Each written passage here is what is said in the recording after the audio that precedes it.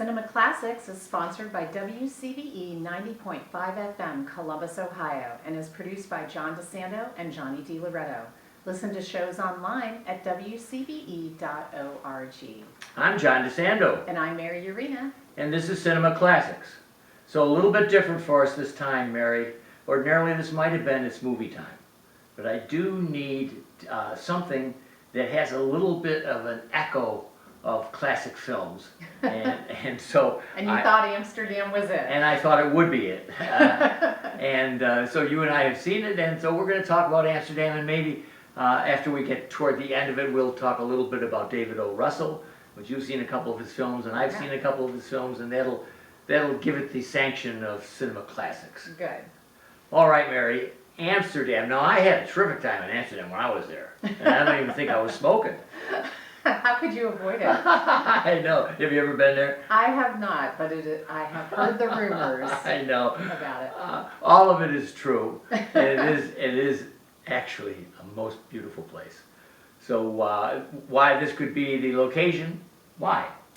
It has to do with the fact that the three main characters, after World War I, they meet under circumstances and they agree to all go to Amsterdam together, and it becomes their Shangri-La, Yes. if you will, in their life. Yeah. They're accused of murder. Two of them are. Yeah, right. Yeah. Which is Yes. a pretty stark scene. I mean, if you want to get rid of Taylor Swift, that's the way to do it. Don't give anything away. It's within the first 10 minutes. And I would have liked to have seen more of her. But they just dispatch her right away. And in a very jarring, surprising way. Boy, I would say, yeah. Well, these three characters are played by Christian Bale, John David Washington, and Margot Robbie. And they're quirky. You can't believe that in real life they would come together.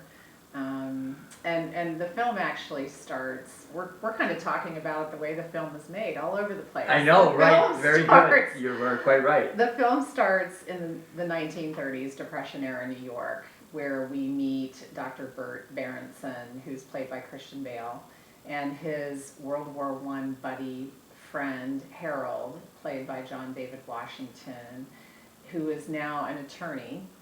And we have yet to meet Margot Robbie's character, Victoria, but she, the reason that she is part of this triad is because of their experience together following World War I. Right. Where Bert and Harold become injured and are treated in a hospital by Victoria, where she is serving as a nurse and oddly collects the shrapnel from her patients, which she seems to enjoy extracting. She puts together like stuff like Man Ray put together. She shrapnel and bullets and makes them into teapots and teacups and yes, I know. All sorts of strange art. This is David O. Russell, writer and director. His way of being Wes Anderson quirky. Very quirky, indeed. So they don't play a lot with that, but it's an indication of where he's going in. And Christian Bale's removable eyeball. Yes, one of his injuries, Bert sadly loses an eye, and there are several scenes where the prosthetic eye pops out. You know, I had, as we see this devolve into a very kind of international conspiracy. Thriller, murder mystery, and then an international conspiracy. Yeah, and kind of mirroring what was happening with fascism in the world. Seeing those two come together, Bale and Robbie, is excellent. I'm not sure about John David Washington. I think he's still as bland as I originally had thought him to be. Well, he improved upon my opinion because I had seen him in Tenet, which Right. you know was the first film I went back to the theaters to see for its movie time. Yeah. And discovered that it was not worth risking my life during a pandemic to go to the theater to see. So I found his character of Harold actually a little more endearing. Okay. A little, not as quirky as the characters yes. that surround him, but I think you almost needed a character And- like Harold to be the anchor of sanity in the midst of a lot of insanity demonstrated by all the other characters. Bert, Victoria's sister-in-law, Victoria's brother. Chris Rock has a funny turn as He does. Harold's assistant. Yeah. In the law firm, so It's 2 points. First of all, Counselor, you did a very good job of defending him in John David Washington in his role. Thank you. And you're quite right. Actually, when you think of Tenet, it is an improvement. And so the bar was low, right. basically. And I like your observation. He does kind of even things out. He kind of makes things sane in his character. So that's perhaps why he appears so bland to me, and by contrast with these other guys. Yeah. Mary, I agree with that. If you're contrasting him with the other quirky Right. characters that are played by all these A-list actors in Hollywood, it would pale in comparison. But for the story, I think David Russell was trying to achieve, and he did write and direct this. Yes.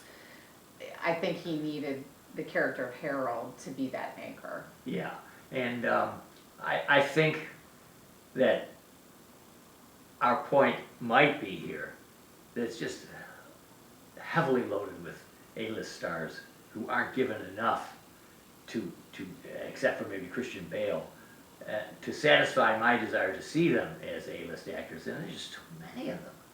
There's a lot of them. We haven't even scratched the Yeah. surface in terms of Rami Malek is in this, Robert De Niro, the list goes on, and their characters are all quirky, they come together under quirky circumstances. But I think the problem for me with the film, and I had to resist the urge to look at my phone to know what time it was during the film, Mary, which is yeah, never a you're good tough. sign. You are tough. Is that the story just goes through all these gyrations to try and bring all these different elements and commentaries together, and I really felt like it was a film searching for an identity. Yeah. Because it just tried to do too much. And I learned since seeing the film with you that Christian Bale and David Russell actually worked on the script for this for 6 years. And I was thinking 6 years was far too long. If they were working under a deadline, they might have been a little more economical in how they chose to pursue these characters and pursue the story. Well, after the intriguing part with the triumvirate, and especially as we see them back right post World War I really thought it had promise. I liked the idea of 3 characters. It worked, Jules and Jim, for instance, it works in a kind of French way. You have the female kind of coordinating the 2 men, and lighthearted in many respects. Really thought it would, and then somehow it lost it. And I think it lost it in this sea of talent with, as you were indicating, with really no place to go other than to shine as bright stars in a film that David O. Russell clearly meant to be both, and this is a problem, in tone, both light and serious. And he also meant it, I mean, it's based on some real facts Yes. from World War II and Depression era global politics. But the fictionalized aspects that he brings to it, All 3 are fictions, the 3 leading characters. yes, are so convoluted in how they become connected to all of this that it loses its way from what were promising characters, promising premise. Yes, oh yes. And it was disappointing. One character that I liked very much was the general, played by Robert De Niro. And based on a true individual. Yeah, real general who had uncovered a plot to actually undermine democracy. And so he played it he played it straight. What is there about that, an actor like that, an iconic actor who brings gravity immediately to the role? And that's what he needed to do. Well, in the interview I saw with Christian Bale and Robert De Niro, and then the comments that the other actors made about being on set with Robert De Niro. Yeah. He, as an actor, brought that gravity to the set because they expressed great awe and humbleness in being in a film with him. So I think it transcended from the actors themselves to the actual screen in terms of the way the characters are very reverential to his character, Dylan Beck, as well. Yeah, there's more than one top flight actor who acknowledges De Niro as an inspiration. I even think that David O. Russell worked on a script, a Fokker's script, worked it over. Yeah, he did. I think you may be right. And I think De Niro, that's one of De Niro's, with a family film, Fokker's. And always surprised me that De Niro had a comic side to him.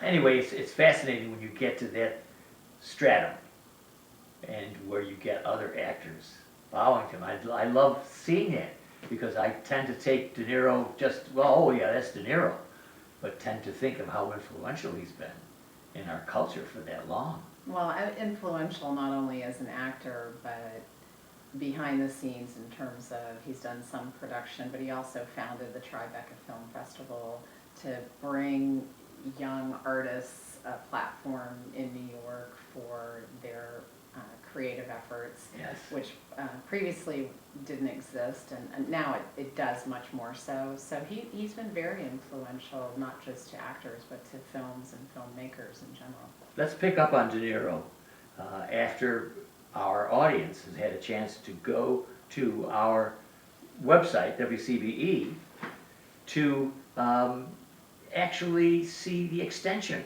or listen, rather, to the extension of this discussion. We'll look forward to seeing them and having them hear us on Double Take.